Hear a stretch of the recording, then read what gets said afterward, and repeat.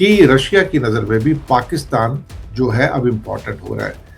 इसके पीछे एक ये भी कारण है कि भारत धीरे-धीरे क्या है कि पश्चिमी देशों की ओर जा रहा है। पाकिस्तान ने रूस के साथ भी एक हिस्टोरिक एग्रीमेंट कर लिया है 2 दिन पहले। नहीं, रूस के साथ तो हमारे रिश्ते खराब हुए हैं, अभी एक अखबार की हेडिंग थी।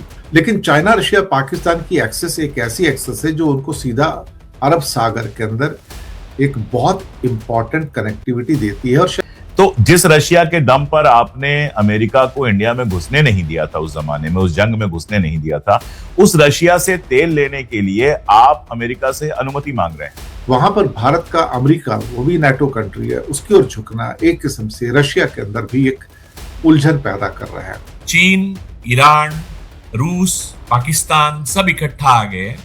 उनके पास लबालब भरे हुए तेल के भंडार हैं।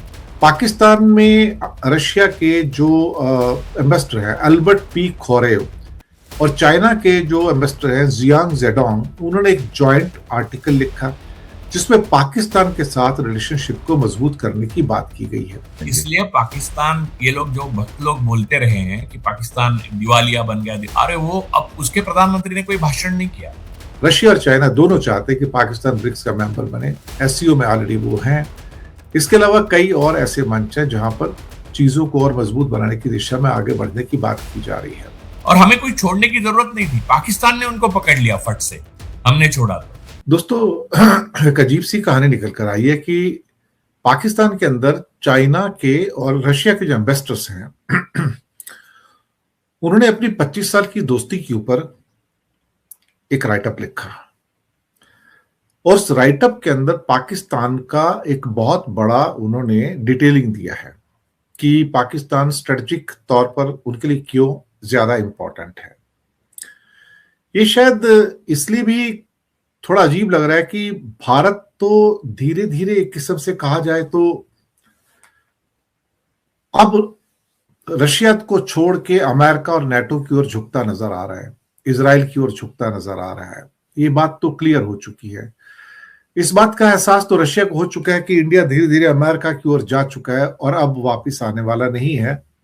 हाँ, अपने मतलब के लिए हमसे थोड़ा बहुत तेल वगैरह खरीद रहा है, वो उतना ही चल रहा है, या थोड़ा मिलिट्री इक्विपमेंट जो पुराने कंपोनेंट्स है उसको ले रहा है। बाकी तो कुछ ऐसा फिलहाल बचा हुआ लगता नहीं है।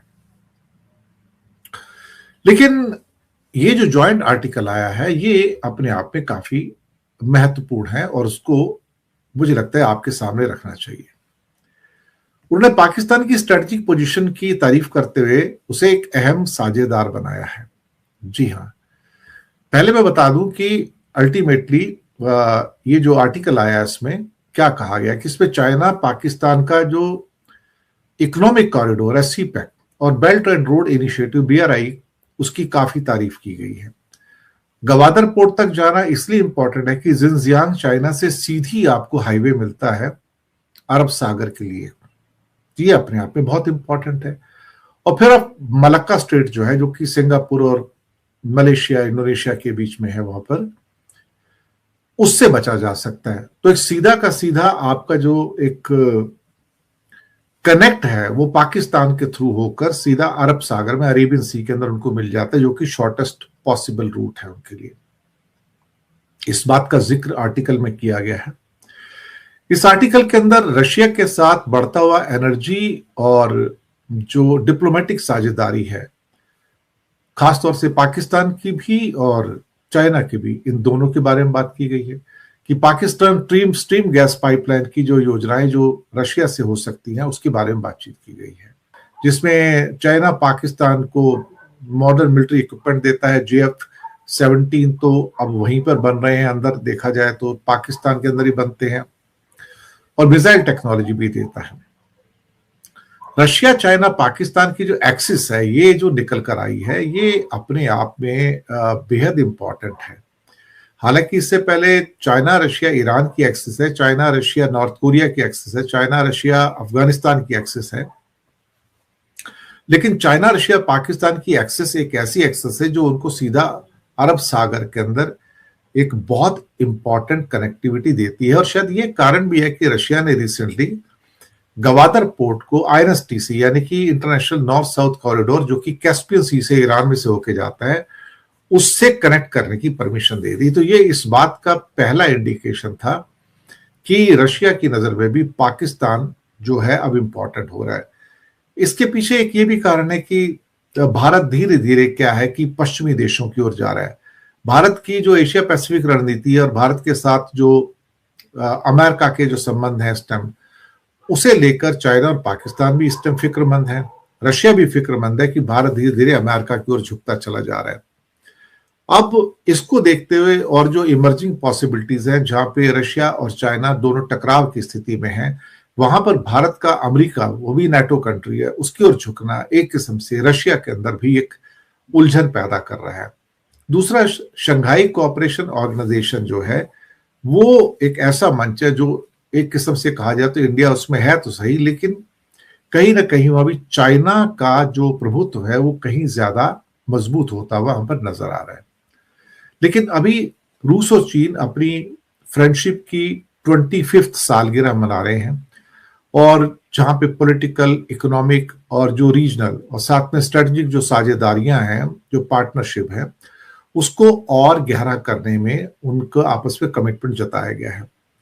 पाकिस्तान में रशिया के जो एम्बेसडर हैं अल्बर्ट पी खोरेव और चाइना के जो एम्बेसडर हैं जियांग जेडोंग, उन्होंने एक जॉइंट आर्टिकल लिखा जिसमें पाकिस्तान के साथ रिलेशनशिप को मजबूत करने की बात की गई है। पाकिस्तान के साथ जो स्ट्रेटेजिक सिचुएशन है उसकी तारीफ की गई है। उसे रूस और चीन का एक करीबी सहयोगी बताया गया है, दोस्त बताया गया है, और ये भी कहा गया है कि फ्यूचर में हमारा जो कोऑपरेशन है या कोऑर्डिनेशन और ज्यादा गहरा होगा। रशिया और चीन का जो आर्टिकल है, उन्होंने 2001 की जो ट्रीटी थी उसे एक बहुत इंपॉर्टेंट डॉक्यूमेंट बताया। उनका कहना था कि रशिया और चीन के बीच में जो एक स्ट्रेटेजिक साझेदारी है वो दुनिया को स्टेबलाइज करने के लिए बहुत इंपॉर्टेंट है, और एक मल्टीपोलर वर्ल्ड का इमरजेंस होना जरूरी है, क्योंकि अभी तक ये यूनिपोलर वर्ल्ड था जहां पे अमेरिका की हेजीमोनी चल रही थी। एम्बेसडर्स का यह कहना था कि इस समझौते ने इक्वालिटी, म्यूचुअल रिस्पेक्ट और दोनों साइड के लिए जो फायदा हो सकता है, म्यूचुअल बेनिफिट की बात जो होती है, उस पर चल रहे संबंधों को एक ऑपरेशनलाइज डोमेन प्रदान किया है। तो इसका मतलब है कि पूरे के पूरे जियोपॉलिटिकल सेंस के अंदर इन दोनों की जो दोस्ती है नया मॉडल बनकर आई है। रूस और चीन को 21वीं सदी का सबसे भरोसेमंद साझेदार बताया गया है, और ये बताया गया कि ये आपस में रिस्पेक्टफुल भी हैं और आपस में ये काफी ट्रस्ट भी करते हैं। इसका मतलब है कि ये दोनों के बीच में जो दस्तावेज था, जो साइन हुआ था 25 साल पहले, बाइलेटरल जो इनके सारे के सारे संबंध हैं, उसका वो एक गाइडिंग लाइट भी है। ये इन्वेस्टर्स कहते हैं कि जो आपसी पॉलिटिकल जो क्रेडिबिलिटी है, जो ट्रस्ट है, वही हमारा बेसिस है, और उसको लेके बीच में जो बीजिंग गए हैं और बीच में और भी यात्राएं हुई हैं, तो कहीं ना कहीं जो हाई लेवल का जो एक्सचेंज है उसको याद किया गया है।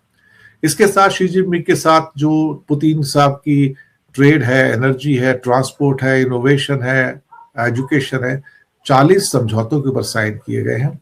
और दोनों एम्बेसडर ने पाकिस्तान की बड़ी तारीफ की है कि एक इक्वल और एक ऑर्गेनाइज्ड जो मल्टीपोलर वर्ल्ड है उसके अंदर हम सब की जो सॉवरेनिटी है और जो न्यूट्रलिटी है उसको हम सम्मान करते हैं, उसको रिस्पेक्ट देते हैं। पाकिस्तान के साथ मिलकर काम करने की इच्छा की। ब्रिक्स में शायद पाकिस्तान जल्दी आ जाएगा, हालांकि इंडिया उसको अपोज करता रहेगा, लेकिन रशिया और चाइना दोनों चाहते हैं कि पाकिस्तान ब्रिक्स का मेंबर बने। एससीओ में ऑलरेडी वो हैं। इसके अलावा कई और ऐसे मंच हैं जहां पर चीजों को और मजबूत बनाने की दिशा में आगे बढ़ने की बात की जा रही है।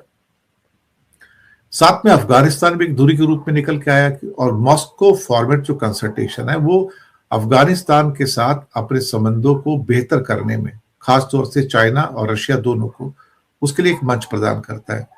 तो बहुत सारी चीजें निकल कर आई हैं, लेकिन ये इस किस्म से एक जॉइंट आर्टिकल का आना हैरान करने वाला है कि किसी एक कंट्री को फेवर करता हुआ, वो भी 2 एम्बेसडर्स के द्वारा। लेकिन उस एटॉमिक पावर होने को, और आप देखिए कि पाकिस्तान जब एटॉमिक पावर हुआ था, हम आप उस समय जवान थे, कितना तमाशा मचा था और इलीगल कहा गया था उसको, बहुत सारे सैंक्शन लगाए गए थे, सब कुछ हम जानते हैं अच्छी तरह से।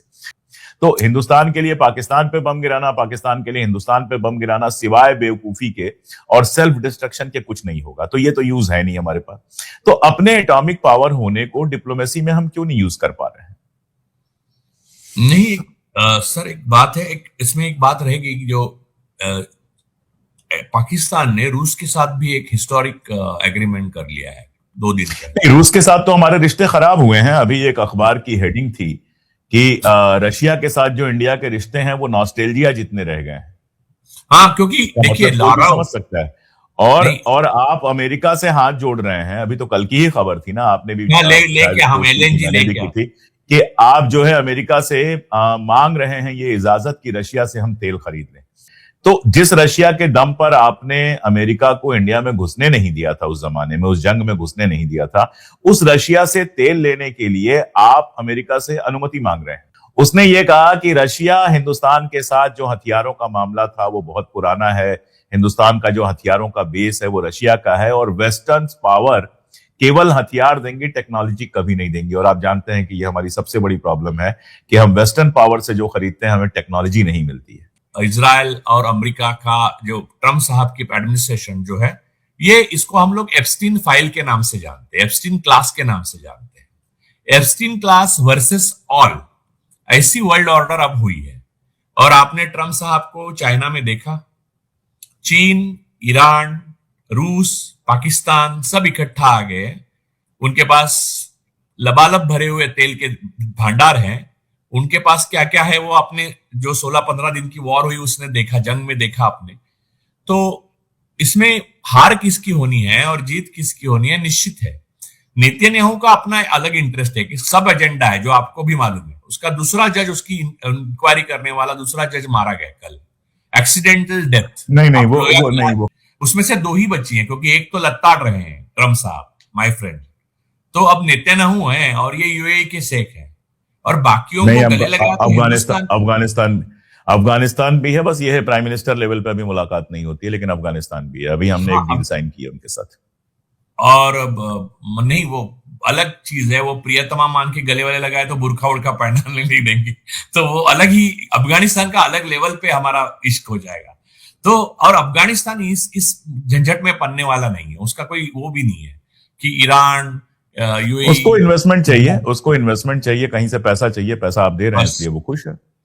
और वो उसका कोई वो नहीं है। तो इजराइल का जो पपेट बन के जो काम कर रहे हैं वो उनके मित्र हैं, अब बस इतना है। और हमको सबसे बड़ी आज के दिन में दुख इसका हो रहा है कि इतना बड़ा देश, इतना रोबस्ट इकोनॉमी को बर्बाद करके हम किसी के पपेट बन चुके हैं, सिर्फ इसलिए क्योंकि हमारे प्रधानमंत्री और उनके मित्र कुछ ऐसा राज छिपाए हुए हैं और कुछ ऐसे केसेस जाके उन्होंने किए हैं कि जिसको छुपाने के लिए हमें भी उनको घसीट रहे हैं उसमें।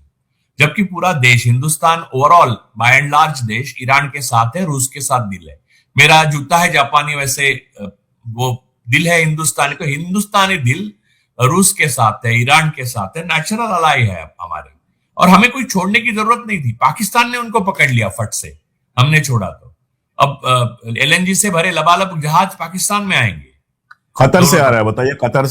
कतर से पाकिस्तान पहुंच रहा है, हमारे पास नहीं पहुंच रहा है। इसलिए पाकिस्तान, ये लोग जो भक्त लोग बोलते रहे हैं कि पाकिस्तान दिवालिया बन गया, अरे वो अब उसके प्रधानमंत्री ने कोई भाषण नहीं किया कि सोना मत खरीदो, ये उनको कुछ फर्क नहीं पड़ेगा अब।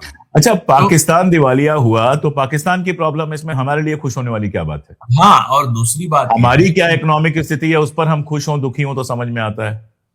और हमारे प्रधानमंत्री ने हमको हिट विकेट करा दिया है, अच्छी स्थिति होने के बावजूद, आपकी टीम अच्छी होने के बावजूद हमारी हिट विकेट कर रहे हैं।